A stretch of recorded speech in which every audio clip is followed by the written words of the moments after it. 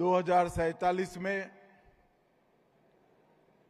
महान भारत की रचना के संकल्प की पूर्ति के लिए बहुत महत्वपूर्ण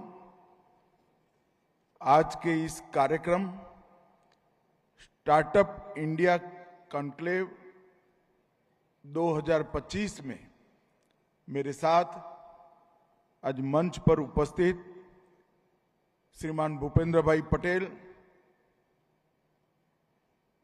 गुजरात के लोकप्रिय मुख्यमंत्री जी श्री ऋषिकेश भाई पटेल, उच्च शिक्षा मंत्री गुजरात राज्य श्री प्रफुल्ल भाई पानसेरिया जी, गुजरात सरकार के मंत्री जी जगदीश विश्वकर्मा, गुजरात सरकार के मंत्री जी श्री बलवंत सिंह राजपूत जी, उद्योग मंत्री गुजरात सरकार, पंकज जोशी मुख्य सचिव गुजरात सरकार, श्रीमती सुनैना तोमर अपर मुख्य सचिव शिक्षा विभाग, श्री मुकेश कुमार प्रधान सचिव शिक्षा विभाग, और आज जिनके हाथों में भारत का भविष्य है ऐसे आए हुए सभी मेरे युवा साहसिकों को मेरा राम राम नमस्कार।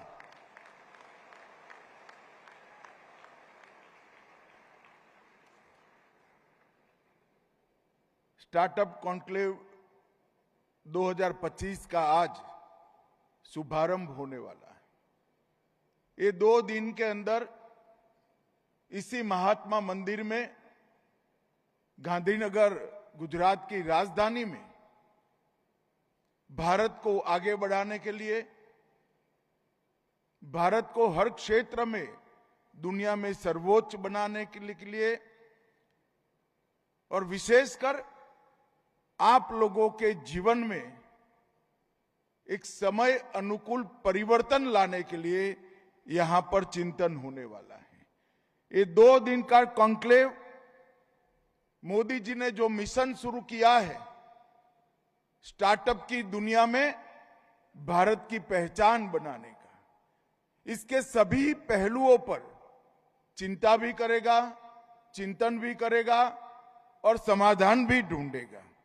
और यहां पर बहुत सारे वेंचर कैपिटलिस्ट आए हैं, इन्वेस्टर आए हैं, मेंटर्स आए हैं, इंडस्ट्री से जुड़े हुए लोग भी आए हैं और सबसे ज्यादा स्टार्टअप की दुनिया में गति देने की जिन पर जिम्मेदारी है, ये सभी स्टूडेंट भी आज यहां पर उपस्थित है। मैं आप सभी का हृदय से स्वागत करता हूं।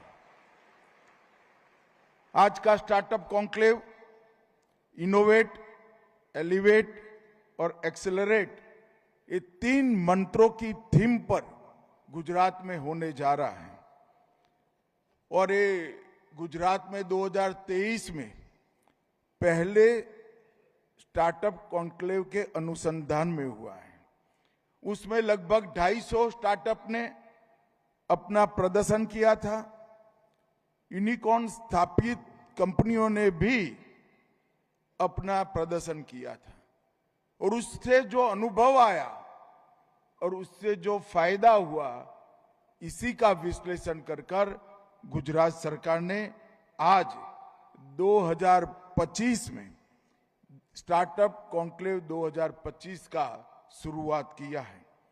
मुझे विश्वास है कि पिछले साल की तुलना में ये निश्चित रूप से ज्यादा सफल होगा। देश और प्रदेश दोनों के भविष्य को आगे बढ़ाने में हमें फायदा होगा। 2 दिन में 7 सत्रों में अलग अलग विषय पर यहां पर चर्चा होने वाली है और इसके माध्यम से उभरते हुए स्टार्टअप को निवेशकों के साथ जोड़ना और मोदी जी ने जो मंत्र दिया है, माइंड टू मार्केट, आपके दिमाग में जो सोच है, जो आइडिया है, उसको मार्केट तक पहुंचाने का ये बहुत बड़ा मंच बनेगा, उसका मुझे पूरा विश्वास है। आज यहां पर भारतीय ज्ञान प्रणाली के संकलन का भी विमोचन हुआ है। यहां पर जो अनुसंधान करने वाले युवा आए हैं, इनको मैं जरूर कहना चाहता हूं, अगर भारतीय ज्ञान प्रणाली को हम ढंग से स्टडी करें और उसको हमारी शोध का हिस्सा बनाएं, तो आयुर्वेद, शास्त्रीय कलाएं, वास्तुकला, गणित, दर्शन, विज्ञान, अंतरिक्ष और पर्यावरण संबंधी दुनिया भर का श्रेष्ठ ज्ञान अगर कोई एक जगह पे संचित हुआ है तो हमारी भारतीय ज्ञान प्रणाली में संचित हुआ है। और मोदी जी ने नई शिक्षा नीति में भारतीय ज्ञान प्रणाली पर अनुसंधान का, शोध का एक वर्टिकल बनाकर हमारे युवाओं के लिए एक खजाना खुला रखा है।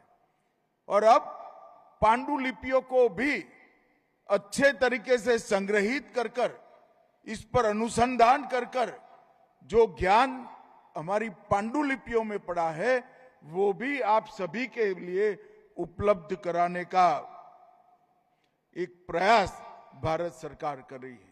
मैं सभी युवाओं को जरूर कहना चाहता हूं और बड़े विश्वास के साथ कहना चाहता हूं, हमारी धरोहर में, भारतीय ज्ञान प्रणाली में जो खजाना पड़ा है ज्ञान का, वो खजाना आपका बेस बन सकता है, आपके लिए नींव का काम कर सकता है और उस पर खड़े होकर आप विश्व में सर्वश्रेष्ठ अनुसंधान कई क्षेत्रों में कर सकते हैं। ये मानकर ये भारतीय ज्ञान प्रणाली संकलन का विशेष आप उपयोग करिए। नई शिक्षा नीति, इसके डैशबोर्ड का भी उद्घाटन हुआ, कॉफी टेबल बुक का भी विमोचन हुआ और एनईपी के 5 साल के इम्प्लीमेंटेशन का भी यहां पर एक दस्तावेज सबके सामने रखा गया है। निश्चित रूप से ये सारे दस्तावेज आप सभी के लिए बहुत उपयोगी हैं और उचित ही किया है गुजरात सरकार ने कि आज के कार्यक्रम के साथ ही इस सभी का विमोचन का कार्यक्रम भी रख लिया है। मित्रों, आज स्टार्टअप कॉन्क्लेव में हम खड़े हैं। मैं सभी बच्चों को कहना चाहता हूं, 2014 के पहले इसका हम विचार ही नहीं कर सकते थे। स्टार्टअप के क्षेत्र में भारत के युवाओं के लिए एक ही बात थी, अगर इनोवेशन करना है, शोध करनी है, विचारों को जमीन पर उतारना है तो भारत छोड़कर विदेश जाना पड़ेगा, जो सबके बूते में नहीं था। और इसके कारण 2000 में भारत में स्टार्टअप सिस्टम और इसकी इकोसिस्टम का विशेषकर कोई अस्तित्व ही नहीं था। पूरे भारत में 2014 में 500 से कम स्टार्टअप थे। केवल गिने चुने शहरों में स्टार्टअप उपलब्ध थे और स्टार्टअप का स्वप्न देखना केवल विदेशी शिक्षा प्राप्त करने वाले बच्चों के लिए ही संभव था, समृद्ध बैकग्राउंड वाले बच्चों के लिए ही संभव था और महिला नेतृत्व तो बिल्कुल शून्य था। और पिछड़ा वर्ग जो देश की 70% आबादी है, टायर 2 सिटी जो देश के लिए बहुत बड़ी अपेक्षा जिनसे हैं, वो क्षेत्र में 0 स्टार्टअप थे। और आज 14 से 24 के 10 साल के अंदर मोदी जी ने 2016 में स्टार्टअप इंडिया की शुरुआत की और आज मैं दावे से कह सकता हूं, भारत विश्व में विश्वस्तरीय स्टार्टअप इकोसिस्टम बनाने में सबसे तेज गति से आगे निकलने वाला देश बन चुका है। इस स्टार्टअप इंडिया के अभियान से भारतीय युवा को जॉब सीकर से जॉब क्रिएटर बनाने का स्वप्न मोदी जी ने पूरा किया है और वर्ष 2016 में ही स्टार्टअप्स को केवल प्रॉफिट कमाने से आगे निकलकर आत्मनिर्भरता का एक बड़ा साधन मोदी जी ने बनाया। हमारी देश की कई सारी समस्याओं के समाधान का एक यंत्र स्टार्टअप इकोसिस्टम को बनाया। इनोवेशन की वृत्ति को वेग देने वाला एक यंत्र स्टार्टअप सिस्टम को बनाया और आपके अंदर जो क्रिएटिविटी है उसको प्लेटफॉर्म देने का भी मंत्र ये स्टार्टअप इकोसिस्टम बना। और उस वक्त मुझे ठीक याद है मोदी जी ने कहा था, भारत के पास भले ही मिलियन प्रॉब्लम्स हो, मैं मेरी बात युवाओं फिर से रिपीट करना चाहता हूं, भारत के पास भले ही मिलियन प्रॉब्लम हो परंतु बिलियन प्रॉब्लम सॉल्वर भी है जो आप हो। आपके भरोसे प्रधानमंत्री जी ने ये स्टेटमेंट किया था। और 16 से 24 महज 8 साल के कालखंड के अंदर विश्व का तीसरा सबसे बड़ा स्टार्टअप इकोसिस्टम आज भारत बन चुका है। ये जमीन पर उतर और स्टार्टअप इकोसिस्टम को ताकत देने के लिए ही यही 10 साल के अंदर भारत विश्व का तीसरे बड़ा डिजिटल इकोसिस्टम भी बन चुका है। आपके विचार, आपकी शोध, आप जो साहस करने वाले हैं, इसको ये डिजिटल इकोसिस्टम बहुत त्वरा के साथ देश और दुनिया के साथ पहुंचाएगी। और कुछ दिन पहले ही ग्लोबल इनोवेशन इंडेक्स 2025 जारी किया गया। 2014 के पहले ग्लोबल इनोवेशन इंडेक्स में हमारा कहीं दूर दूर तक 1 से 5 में नाम नहीं था। आज बहुत कम विधाएं जो है जिसमें इनोवेशन इंडेक्स में शामिल है, इसमें भारत 1 से 5 में नहीं है। 2015 में इनोवेशन इंडेक्स में भारत का रैंकिंग 91वां था।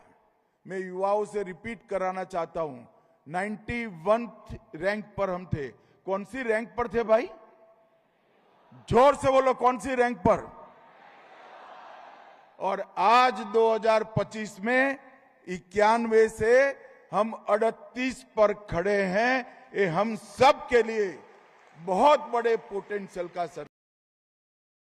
और मित्रों, मुझे विश्वास है जिस प्रकार हमारे युवाओं ने परफॉर्म किया है, जिस प्रकार हमारे युवाओं ने अपनी क्षमता का प्रदर्शन किया है और विश्व में अपनी क्षमता का लोहा मनवाया है, मुझे विश्वास है कि इसमें 1 से 10 में पहुंचने के लिए 3 साल का नंबर भी, समय भी नहीं लगने का। 3 साल में ग्लोबल इनोवेशन इंडेक्स में भारत 1 से 10 नंबर में निश्चित रूप से आ जाएगा, जो आने वाले दुनिया के इनोवेशन को कंट्रोल करेगा। मित्रों, पिछले 11 साल में हमारा देश में हमने एक परिवर्तन देखा है। स्टार्टअप इकोसिस्टम के विस्तार के लिए, एक्सपांशन के लिए हर क्षेत्र में हमने परफॉर्म किया है। इसकी संख्या का भी एक्सपांशन हुआ है, विस्तार हुआ है। इसके माध्यम से मिलने वाले रोजगार का भी विस्तार हुआ है। इसके अंदर कवर होने वाले सेक्टरों का भी हमने बहुत अच्छे तरीके से विस्तार किया है। भौगोलिक विस्तार भी बहुत अच्छा हुआ है। टायर 2 सिटी में पहुंचा है, हर स्टेट में पहुंचा है। और मेरे सामने जो युवा नेता बैठे हैं, स्टार्टअप इकोसिस्टम का नेतृत्व में भी देश में बहुत बड़ा एक्सपांशन हुआ है। मित्रों, ये एक्सपांशन, इसका यश मोदी जी की इकोसिस्टम को तो है ही, मगर एक्सपांशन का यश अगर किसी को है तो भारत के युवाओं को है, भारत के विद्यार्थियों को है, आप सभी को। और आपने जो पराक्रम किया है, देखिए 2014 में 500 स्टार्टअप थे, आज 1,92,000 स्टार्टअप DPIIT मान्यता प्राप्त है, मतलब 380 गुना वृद्धि आप लोगों ने की है।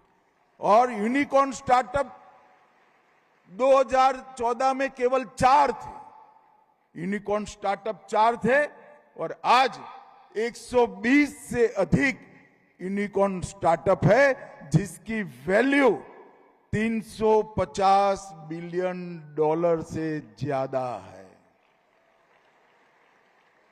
यही बताता है कि हम में अगर प्रतिभा पड़ी है तो मोदी जी ने जो इकोसिस्टम बनाया है, भारत सरकार, गुजरात सरकार ने जो इकोसिस्टम बनाया है, इसका उपयोग कर कर हम भी यूनिकॉर्न स्टार्टअप देखते देखते देखते बन। और मुझे तो बहुत अच्छा लगा, आज कुछ इंडस्ट्री ने छोटे छोटे स्टार्टअप में इन्वेस्ट किया है, भले अमाउंट 2.5 करोड़ है, 3 करोड़ है, 7 करोड़ है। मित्रों, मैं आप सभी को कहना चाहता हूं, और आज मैं उद्योग जगत को भी कहना चाहता हूं, आप आगे बढ़ चुके हैं, बहुत आगे बढ़ चुके हैं, मगर जो युवा स्टार्टअप लेकर आया है, इसके साथ इन्वेस्ट करिए। आपको लगता है कि आप स्टार्टअप लेकर जो युवा काम कर रहा है उसको मदद कर रहे हैं, मैं देख रहा हूं उसका स्टार्टअप आपको मदद करेगा, आपको बड़ा बनाने के लिए काम में आएगा। इंडस्ट्री के लोगों को हर डायमेंशन में एक्सपांशन अगर करना है तो आपको स्टार्टअप के साथ जुड़ना ही पड़ेगा। 1, 2, 3, 4 स्टार्टअप के साथ जो आप इन्वेस्टमेंट करते हैं, आपको भी मालूम नहीं है इसमें से कौन सा स्टार्टअप यूनिकॉर्न बन जाएगा, जो आपकी इंडस्ट्री के फ्यूचर और बैलेंस शीट दोनों को बदल जाएगा। मित्रों, कुछ सेक्टर में हमारे स्टार्टअप ने बहुत अच्छा किया। वैसे तो 56 इंडस्ट्री और 196 सेक्टर में हमारे स्टार्टअपों ने काम किया है, परंतु आईटी सेक्टर में 21,000 स्टार्टअप, हेल्थ केयर में 17,000 स्टार्टअप। और मैं यही बात करता हूं कि हमारी समस्याओं का समाधान भी स्टार्टअप ढूंढ रहे हैं। भारत जैसे बड़े देश में जब हेल्थ सेक्टर में एक स्टार्टअप आता है तो करोड़ों करोड़ों गरीब दर्दियों के लिए ये आशीर्वाद का कारण है। और सेवा और कृषि में भी मैं फिर से कहना चाहता हूं, कृषि और ग्रामीण विकास में भी 11,000 स्टार्टअप आए हैं। एजुकेशन में 11,000 स्टार्टअप आए हैं।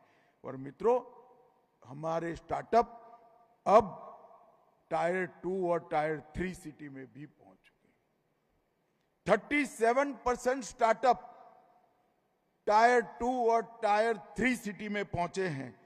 और आज 1 लाख स्टार्टअप, इसमें से 1 लाख स्टार्टअप में से 52%, जो 2016 में 37% था, आज 52% स्टार्टअप टायर 2 और टायर 3 में पहुंच चुके हैं। और भारत के 770 जिलों में भी एकदम फैलकर स्टार्टअप ने अपना काम बढ़ाया है। ये हमें भी बताता है कि स्टार्टअप इकोसिस्टम इस देश का मजबूत हो चुका है। और विशेषकर बच्चे बैठे हैं, उनको मैं कहना चाहता हूं कि सबसे बड़ी बात है कि 48% स्टार्टअप हमारी बहनें, हमारी महिलाओं ने बनाए। भाई जोर से ताली बजाइए जरा पूरा सदन। 48% मतलब बरोबर आबादी के हिसाब से हमारी बहनों ने स्टार्टअप बनाए हैं। और मुझे तो एक पुराना उक्ति है संस्कृत का सुभाषी से कि जिस देश की मातृशक्ति उद्यमिता से भर जाए, वहां लक्ष्मी को आना ही पड़ता है, लक्ष्मी को निवास करना ही पड़ता है। 48% स्टार्टअप बहनों ने बनाए हैं। और उत्तर पूर्व में, नॉर्थ ईस्ट में भी 900 महिला नेतृत्व वाले स्टार्टअप हैं। बहुत कम तरीके से भी, कोई सटीक डेटा नहीं है, मगर डेटा को डिस्काउंट कर कर मैं प्रयास कर गिन कर यहां पर लाया हूं।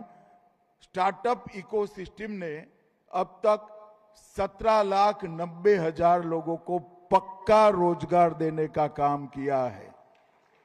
17,90,000। और इसको एवरेज में देखें तो प्रति साल 17,000 स्टार्टअप खुले हैं। प्रति वर्ष 9,000 स्टार्टअप टायर 2 और टायर 3 सिटी में खुले हैं। और ये हमारे देश के विकास को बताता है। मित्रों, मोदी जी ने 2014 से स्टार्टअप के लिए सपोर्टिंग एनवायरनमेंट उत्पन्न कर स्टार्टअप के ग्रोथ को वित्तीय सपोर्ट, नीतिगत सपोर्ट, इंफ्रास्ट्रक्चर का सपोर्ट और बैंकिंग और इंडस्ट्री के क्षेत्र का भी सपोर्ट दिया है। कोई भी विचार आइसोलेशन में पनप नहीं सकता है, बड़ा नहीं होता है। अगर मोदी जी स्टार्टअप इंडिया की शुरुआत करते हैं तो उसके साथ इन्होंने वित्तीय सपोर्ट के लिए भी ढेर सारा काम किया। 10,000 करोड़ का फंड ऑफ फंड स्थापित किया। 945 करोड़ कॉर्पोरेट्स का स्टार्टअप इंडिया स्ट्रीट फंड चालू किया।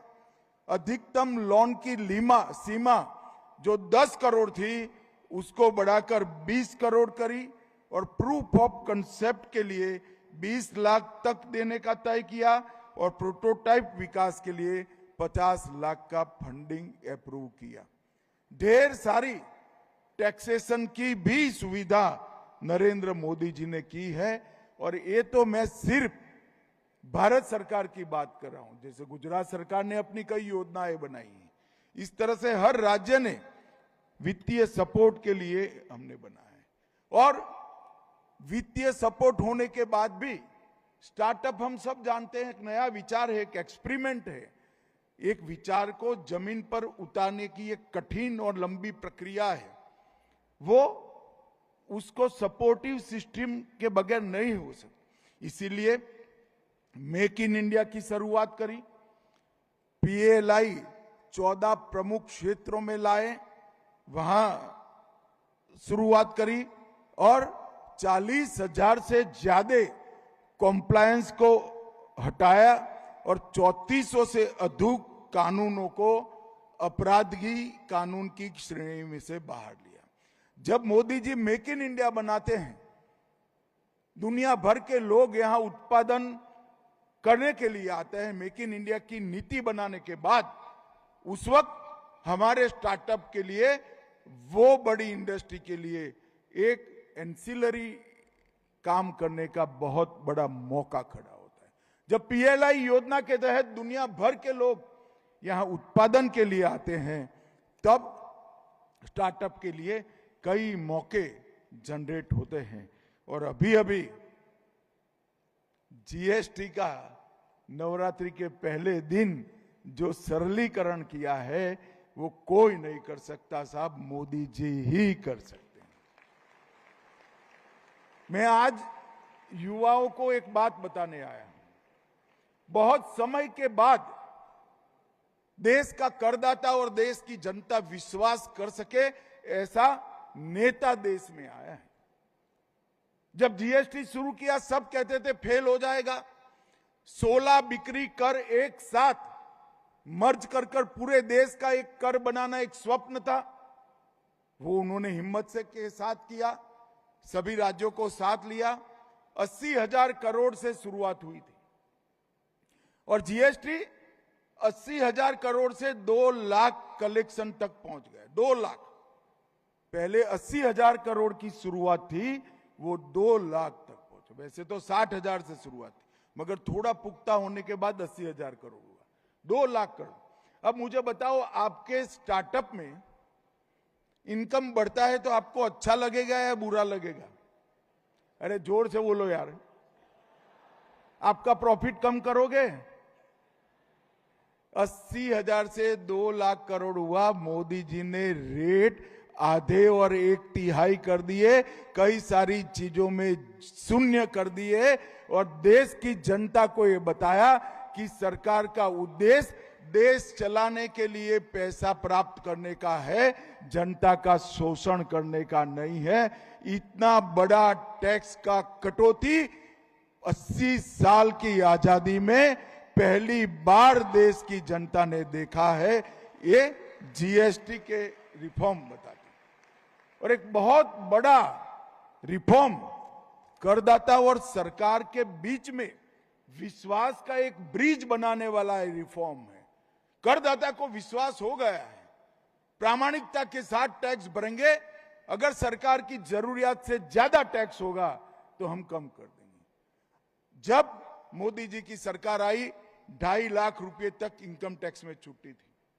2.5 लाख से ज्यादा जो कमाते थे सब टैक्स भरते थे। आज देश में 12 लाख तक आप कमाओ, जीरो टैक्स इनकम टैक्स करने का काम नरेंद्र मोदी। ये दोनों उदाहरण इस बात के द्योतक हैं कि सरकार टैक्स को जनता के शोषण के लिए नहीं बढ़ाना चाहती, जनता के देश के विकास के लिए, आत्मनिर्भरता के लिए बढ़ाए। जब जनता ने प्रामाणिकता से टैक्स भरा, मोदी जी ने टैक्स को कम करने का काम किया है। मित्रों, ये बहुत बड़ी हिम्मत चाहिए इसके लिए, और मोदी जी का एक कदम आने वाले कई दशकों के लिए, हमारे अर्थतंत्र के लिए, करदाता और भारत सरकार के बीच में एक सेतु का, विश्वास के सेतु का काम करेगा, इसका मुझे विश्वास है। आपके स्टार्टअप के लिए infrastructure support, digital India, UPI payment system, jam, Trinity, ये सब आपको बढ़ाने के लिए काम करते हैं। भारत नेट परियोजना के तहत 2 लाख ग्राम पंचायतों को हमने नेट से जोड़ा है। अटल इनोवेशन मिशन, अटल टिंकरिंग लैब स्टार्टअप का शुरुआत का स्तर है। अटल टिंकरिंग लैब्स के कई स्कूलों में मैंने विजिट किए हैं। 12-12, 13-13 साल के बच्चे इतने अद्भुत प्रयोग लेकर आते हैं। रिसर्च करने का इनका जो दिमाग है, सोचने की प्रक्रिया है, उसको सेट होते हुए मैंने देखा है। और मित्रों, आपके सपोर्ट में फिजिकल इंफ्रास्ट्रक्चर को भी बहुत बड़ा है। बैंकिंग रिफॉर्म्स, बैंक और टैक्स के रिफॉर्म्स भी आपके लिए बहुत बड़ी मात्रा में करने का काम किया है, जो जब आप आगे बढ़ेंगे आपके सपोर्ट में खड़ा हुआ दिखाई पड़ेगा। गुजरात सरकार में कल ऋषिकेश भाई और सुनैना बेन कार्यक्रम के बारे में मुझे बताने के लिए मिले थे। मैं एक सार्वजनिक रूप से स्वीकार करना चाहता हूं, गुजरात सरकार ने स्टार्टअप में इतना अद्भुत काम किया है। यहां से सांसद होने के बावजूद भाई मुझे मालूम नहीं था, मुझे कल ही मालूम हुआ। और इसी के कारण गुजरात लगातार 4 साल से समग्र देश में स्टार्टअप में नंबर 1 बनकर उभरा है। मित्रों, नंबर 1 बनकर। मोदी जी ने जो विचार दिया, इसको भूपेंद्र भाई, ऋषिकेश जी और हमारे अफसरों की टीम ने बहुत अच्छे तरीके से जमीन पर उतारा है। गुजरात को स्टार्टअप क्रांति का केंद्र बनाया है, और देश में टॉप 5 राज्यों में 16,000 स्टार्टअप के साथ आज गुजरात है। और अहमदाबाद भी, जरा जोर से ताली बजाना भाई, मेरा शहर है। अहमदाबाद भी 6650 स्टार्टअप के साथ टॉप 4 में स्थान ले गए।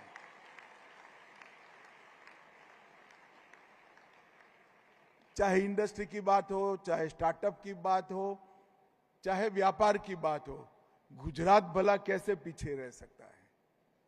व्यापार गुजराती की नस नस में है, शोध अनुसंधान गुजरात की नस नस में है, और साहस गुजरातियों का स्वभाव है। और आज स्टार्टअप के क्षेत्र में भी हमने कर दिखाया है। लगातार 4 साल तक स्टार्टअप रैंकिंग में बेस्ट परफॉर्मर राज्य गुजरात रहा है। 8 लाख SSIP के माध्यम से 8 लाख विद्यार्थियों तक गुजरात सरकार ने अपनी पहुंच बनाई है। 339 संस्थानों को फंड की सहायता की है, और 726 स्टार्टअप को सपोर्ट किया है। और मैं सबसे बड़ा धन्यवाद करना चाहूंगा कि आई हब गुजरात लगभग 1.5 लाख एकड़ में, स्क्वायर फुट में कैंपस जो 620 स्टार्टअप को आज तक सहायता दे चुका है। मैं यहां से हर एक राज्यों को भी कहना चाहूंगा कि गुजरात का आई हब देखकर अपने राज्य में इस दिशा में आगे बढ़ना चाहिए, ऐसी व्यवस्था है। और मुझे कल ऋषिकेश भाई और सुनैना जी ने बताया कि अब रीजनल आई हब भी वो खोलने की तैयारी कर रहे हैं। वो बहुत बड़ी बात है। 57,000 हैकेथॉन प्रतिभागी गुजरात में इस सिस्टम से निकले हैं और निश्चित रूप से आपके स्टार्टअप को ग्रीन सिटी, हमारा गिफ्ट सिटी खूब अच्छे तरीके से मदद रूप होगा। मित्रों, मोदी जी ने 2015 में ही गुजरात में अपनी स्टार्टअप पॉलिसी बनाने का आग्रह किया था, वो लागू हो गई है। और मैं आज गर्व के साथ कह रहा हूं, देश में स्टार्टअप हमारे इमर्जिंग सेक्टर्स में सबसे पहले स्थान पर है। इसमें विश्व में किसी को भी संशय नहीं है। और इस सेक्टर की स्पीड, साइज, स्कोप और स्केल, स्पीड, साइज, स्कोप और स्केल चारों में बहुत व्यूहात्मक रूप से बढ़ोतरी करने का मोदी जी ने जो कार्य योजना बनाया, आज जमीन पर उतरते हुए देखता है। और भारत देश का दुनिया का सबसे युवा देश है। और मैं देख रहा हूं, जब हमारे युवा स्टार्टअप को लेकर आगे बढ़ते हैं तो भारत को समृद्ध बनाने में हमारे युवाओं का, हमारे विद्यार्थियों का सबसे बड़ा योगदान है। मित्रों, आज मैं यहां पर स्टार्टअप पर जो काम कर रहे हैं जो बच्चे, उनको कृषि पर, एग्रो स्टार्टअप्स पर काम करने के लिए भी आह्वान करना चाहूंगा।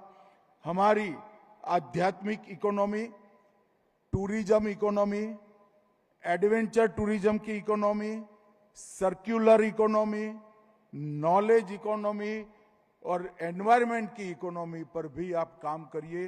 ढेर सारी संभावना पड़ी है मित्रों। क्षमता दोहन की आप में होनी चाहिए। सरकार, चाहे गुजरात सरकार हो, चाहे भारत सरकार, चट्टान की तरह आपके साथ खड़ी है। आपके हर स्वप्न को जमीन पर उतारने के लिए नरेंद्र मोदी जी और भूपेंद्र पटेल के नेतृत्व में दोनों सरकार आपको हर संभव मदद करने के लिए तैयार है। अंत में मैं इतना ही कहना चाहता हूं, मोदी जी ने जो न्यू इंडिया की कल्पना की है, न्यू इंडिया की बैकबोन मेरे सामने बैठे हुए हमारे युवा है, हमारे स्टार्टअप है। आप लोगों को कर दिखाना है कि भारत कुछ भी कर सकता है। भारतीयों के लिए हर चीज संभव है।